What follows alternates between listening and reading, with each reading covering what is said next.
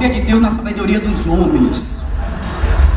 Cristo não opera em quem acha que ele tem, que ele é, que ele faz. Aí a igreja de Laodiceia diz: eu sou rico, rico eu sou, estou enriquecido. Aí se eleva financeiramente, se eleva e esquece do poder e da glória de Deus. Esquece da magnitude do primeiro amor, do princípio da fé, dos elementos da graça que você recebia antigamente. Aí você olha quem fala melhor, quem prega melhor, quem tem um vocabulário aguçado. Deus não precisa disso. A Bíblia diz que a porta do inferno não vai prevalecer contra a igreja militante do Deus Todo-Poderoso. É por isso, queridos irmãos, que não há mais avivamento. Cristo aí, pela sua graça, buscou essa atenção. Quando a pessoa volta a atenção para ele, esse alguém indefinido, seja ele quem for, ele volta e diz assim: e se ouvir a minha voz? O verbo ouvir significa, queridos irmãos, você compreender, você entender, você acreditar, você voltar a atenção. Hebreus capítulo 4, verso 12: a palavra de Deus é viva e eficaz, e mais penetrante que espada alguma de dois gumes. Ela penetra até o íntimo da alma, divide juntas e medulas em dois, e é apta para discernir entendimento e intenção do coração. Aonde a palavra há poder, aonde a palavra há avivamento, aonde a palavra há renúncia, aonde a palavra há transformação. João capítulo 1, verso 1: no princípio era o verbo estava com Deus, e o verbo era Deus. Aí nós observamos ainda: se alguém ouvir a minha voz, aí ele agora volta e diz: é abrir a porta. Aleluia, Jesus. Abrir é um verbo que quer dizer desunir, desimpedir, cavar, desabotoar, inaugurar, ser franco e sincero. Quando Ele está presente, quando Cristo se revela pela sua palavra, Ele espera que sejamos sinceros, Ele espera que sejamos verdadeiros, Ele espera que não vistamos o nosso paletó e vivamos uma vida de aparência. Ele espera que abramos o nosso coração para Ele. Pequei hoje mesmo, Deus, menti hoje mesmo, errei hoje mesmo, mas sou adorador, e o diabo não pode me impedir de adorar a Ti, Senhor. Ele espera isso do ser humano.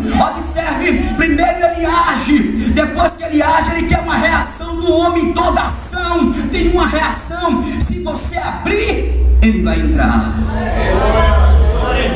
Se você der espaço, Ele vai entrar. Ele não invade a casa e privacidade de ninguém. Ele te deu livre-arbítrio. Ele não invade, Ele busca. Aí depois que você abrir, vem um verbo: entrarei em sua casa. Entrar, queridos irmãos, é passar de fora para dentro, introduzir-se, transpor, fazer parte, compartilhar. Ele está dizendo: ei, se você está na prova e você abrir o coração e eu entrar, eu vou compartilhar com você. Se você abrir espaço, eu vou entrar na sua casa. Se você abrir espaço, vou entrar no seu casamento. Se você abrir espaço, vou entrar nas suas finanças. Compartilhar é se tornar participante. Quando não existe isso, Deus não pode operar. Quer ver uma coisa? Ninguém aqui converte ninguém. Não é a melhor pregação que converte ninguém. Não é o melhor sermão que converte ninguém. O livro de João 16, versículo 8: quem convencerá o homem do pecado, do juízo e da justiça é o Espírito Santo. Quem convence é o Espírito. Quem transforma é o Espírito. Eu já vi pessoas pregar errado, já vi pessoas cantar errado no fundo da minha casa. O irmão cantando, irmãos, literalmente errado, mas ele tinha uma graça na vida sobrenatural, ou seja, Jesus estava com ele.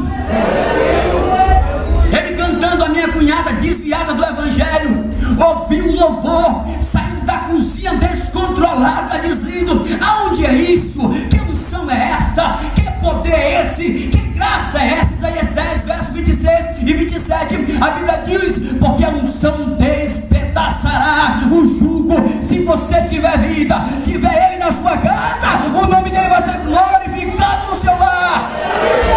Você vai sentir poder na entrada, você vai sentir poder na saída, vai sentir poder no carro, vai sentir poder no trabalho, vai sentir poder na riqueza e vai sentir poder na pobreza. Ele não vai te abandonar, você vai compartilhar com Ele.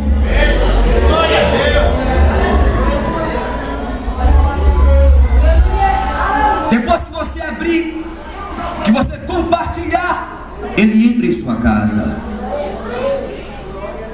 Ele passa para o lado de dentro da sua casa. Ele se introduz na sua casa e compartilha com você. Casa é um substantivo, significa construção destinada à residência, habitação, ou seja, Cristo fará parte da sua habitação. Cristo fará parte da sua história. Cristo fará parte da sua vida. Cristo fará parte dos seus projetos. Cristo fará parte dos seus princípios, das suas dores. Ele vai estar com você. Eis que estou convosco todos os dias, até a consumação do século. Você vai estar só, entre aspas, não vai estar sozinho. Aqui vai olhar para você, não vai dar nada para você. Vai achar que Deus te esqueceu, que Deus te abandonou coisa nenhuma, irmãos. Tem um detalhe aqui no texto. Essa igreja dizia: eu sou rica sou e estou enriquecida. Ou seja, ela era uma igreja orgulhosa. Traduzindo, pessoas orgulhosas que não levantam a mão para aceitar Jesus, que não dão glória a Deus. E todos sabem que o orgulho, 1 Timóteo 3, verso 6, é oriundo de Satanás. Isaías 14, verso 11 e 12, ele é tipologizado como rei de Babilônia, aonde ele diz que iria subir os céus acima das estrelas, iria ser semelhante ao Altíssimo. Orgulhoso é o diabo. Essa igreja, as pessoas dessa igreja eram orgulhosas porque se enriqueceu. As pessoas nesse sentido, sem ser igreja, mas como ser humano, são orgulhosas, não conseguem perdoar, não conseguem amar, não abre o coração de verdade, queridos irmãos, não abre de verdade para perdoar de boca. O mundo ele é assim. Cristo não está nesse lugar. Por quê? Ó crente, ó frio, vomitar-te-ei da minha boca. Ele está dizendo: eu não tenho parte com quem é orgulhoso, eu não tenho parte com quem é mentiroso, eu não tenho parte com quem é enganador. Estes não vão entrar no meu reino, estes não vão entrar na minha graça, estes não vão entrar no meu céu. Apocalipse 21, versículo 8: os mentirosos, todos que amam, praticam a mentira, não vai entrar no céu de glória. Quem vai entrar no céu de glória é os lavados, remidos pelo sangue de Jesus Cristo de Nazaré. É a palavra de Deus. Existem verdades ditas que parecem mentira, e mentira dita que parece verdade. O filho disse para o pai: eu vou matar toda a família. Foi e matou. Destruiu com a família. Aí o que o orgulho faz? O orgulho faz o homem cochear entre dois pensamentos. O orgulho faz o homem estar dividido. O orgulho, o homem não busca Deus com interesse de coração. O orgulho é pecado. O orgulho é odioso para Cristo. Provérbios 8:13. O orgulho deriva da experiência espiritual de Satanás, 1 Timóteo 3, versículo 6. O orgulho contamina o homem, Mateus 7:20. O orgulho endurece a mente, Daniel 5, versículo 20. O orgulho impede a busca espiritual, Salmo 10, verso 4. O orgulho é uma das grandes características do diabo. O orgulho é dos ímpios. O orgulho é maldade. O orgulho é coisa que não agrada ao Deus Todo-Poderoso. Aí o que? Deus, aí Jesus agora fica neste lugar, bate a porta, busca uma comunhão com esse grupo, com esse povo, dizendo: eu quero entrar, eu quero fazer parte, rapaz, da sua casa, quero fazer parte da sua família, mas não estou podendo. Você não cumpre, você não guarda a minha palavra. João 17:17, na oração Senhor, a tua palavra é a verdade. E quando o homem abre a porta para que Jesus entre, olha o que acontece. Lucas 10, versículo 38 a 44. Quando há uma porta aberta, quando você abre o coração, porque casa é lugar de privacidade, quem manda é você, quem é dono é você. E quando essa porta se abre, a Bíblia diz que Jesus veio andando por Betânia, e no meio do caminho tinha duas irmãs chamadas Maria e Marta. Marta, querido, recebeu Jesus na sua casa, recepcionou ele, mas Marta estava preocupada com o que ela estava fazendo, com os seus afazeres. Maria, querido, sentou aos pés de Jesus. Quando o homem abre a porta para Cristo, ele assenta os seus pés, símbolo de humilhação, símbolo de adoração, dizendo: Jesus, o Senhor entrou na minha casa, o Senhor está aqui, eu vou te ouvir, vou ouvir a sua palavra, porque eu vou praticar, Jesus, a sua palavra. Maria ouviu a palavra, Marta ficou preocupada. Quando o homem não ouve a palavra de Deus, há uma consequência drástica na vida dele. O tempo se passou. João capítulo 11, a Bíblia diz que o seu irmão Lázaro morre. E quando o seu irmão Lázaro morre, Marta disse: Senhor, se o Senhor estivesse aqui, o meu irmão não teria morrido. Jesus, querido, quando viu Maria, ela foi aos pés de Jesus, chorou na presença dele ali. Jesus lembrou que um dia Maria abriu a porta para ela, a porta da sua casa para ela entrar. Maria quebrou o orgulho e Jesus fez o milagre. Porque ele fez o milagre, ele disse: Marta, Marta, Maria, Maria, eu vim fazer um grande milagre. E a Bíblia diz que naquele exato momento que Jesus clamou: Lázaro, sai para fora, o morto ressuscitou.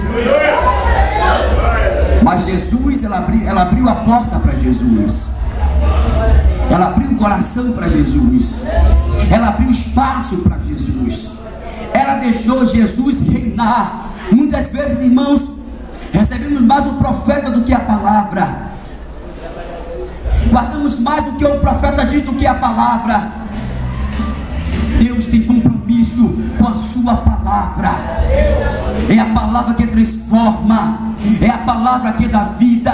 A Bíblia diz que Jairo tinha sua filha, ele abriu as portas da sua casa para Cristo, ele foi e ressuscitou a sua filha. Nos tempos presentes, e esse é um sinal do arrebatamento da igreja. A igreja vai ser arrebatada em um abrir e piscar de olhos. Isso vai acontecer a qualquer momento. A Europa está em crise europeia. Não pense que os 28 países, queridos irmãos, estão em crise. É o sinal da vinda de nosso Senhor e Salvador Jesus Cristo. Pessoas se esfriando na fé, pessoas desviando, pessoas se divorciando a rodo, não seguindo mais os princípios elementares da palavra de Deus. Deus não tem compromisso com o homem, Deus tem compromisso com a sua poderosa palavra, e ela vai se cumprir. Jesus virá para arrebatar a sua igreja nesses últimos tempos, para a glória e louvor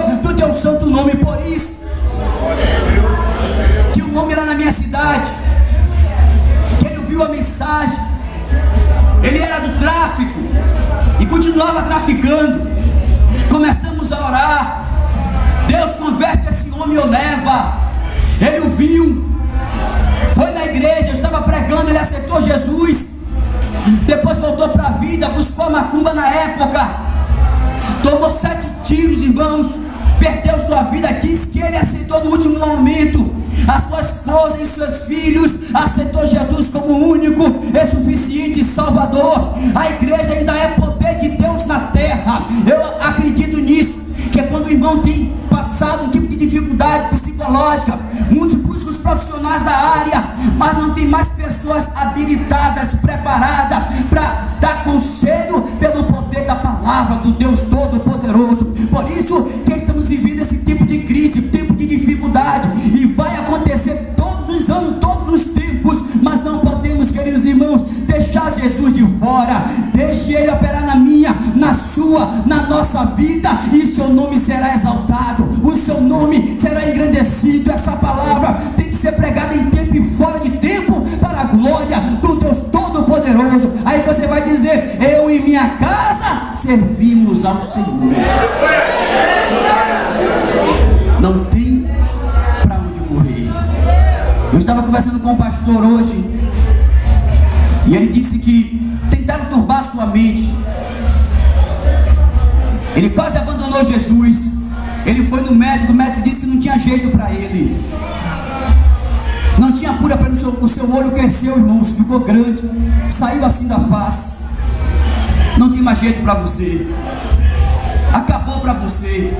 E ele, preocupado, aceitou Jesus como seu Salvador e começou a orar. O pastor falou: Jesus cura.